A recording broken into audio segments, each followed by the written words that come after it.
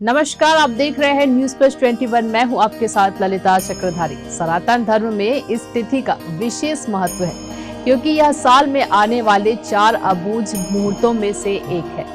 आज हम आपको अक्षय तृतीया से जुड़ी कुछ खास बातें बताने जा रहे हैं, तो आइए शुरू करते हैं। अक्षय तृतीया क्यों है विशेष, आइए जानते हैं। हिंदू पंचांग के मुताबिक वर्ष के दूसरे महीने वैशाख के शुक्ल पक्ष की तृतीया तिथि अक्षय तृतीया कहलाती है। इस तिथि पर किए गए दान धर्म का अक्षय यानी कभी न नाश होने वाला फल व पुण्य मिलता है। इसलिए यह सनातन धर्म में दान धर्म का अछूत काल माना गया है। इसे चिरंजीवी तिथि भी कहते हैं क्योंकि यह तिथि 8 चिरंजीवी में से एक भगवान परशुराम की जन्म तिथि भी है।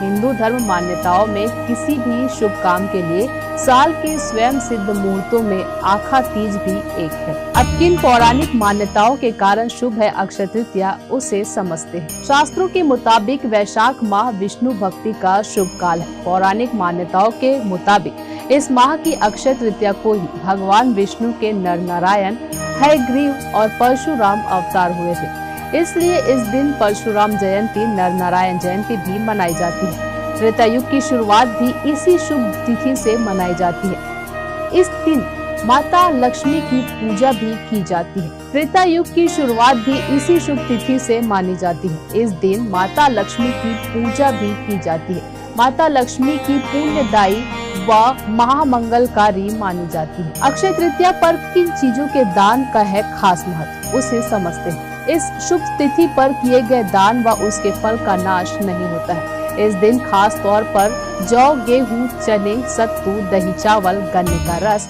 दूध की बनी चीजें जैसे मावा, मिठाई आदि, सोना और जल से भरा कलश, अनाज, सभी तरह के रस और गर्मी के मौसम में उपयोगी सारी चीजों के दान का महत्व है। पितरों का श्राद्ध और ब्राह्मण भोजन कराने का भी अनंत फल मिलता है। आखिर आखा तीज पर कौन से काम करना होता है शुभ? हिंदू धर्म ग्रंथों में अक्षय तृतीया को अबूझ मुहूर्त बताया गया है। ज्योतिष शास्त्रों के मुताबिक इस तिथि पर सूर्य और चंद्र अपनी उच्च राशि में होते हैं, इसलिए इस दिन शादी, कारोबार की शुरुआत और गृह प्रवेश करने जैसे मांगलिक काम बहुत शुभ साबित होते हैं। शादी के दिन जिन लोगों के ग्रह नक्षत्रों का मिलान नहीं होता या मुहूर्त नहीं निकल पाता, उनको इस शुभ तिथि पर दोष नहीं लगता और निर्विघ्न विवाह कर सकते हैं। आपके लिए ये खबर लिखी थी हमारे साथी अविनाश दुबे ने। ऐसे ही महत्वपूर्ण जानकारी से लगातार अपडेट रहने के लिए देखते रहिए न्यूज प्लस 21, आपके हक की बात।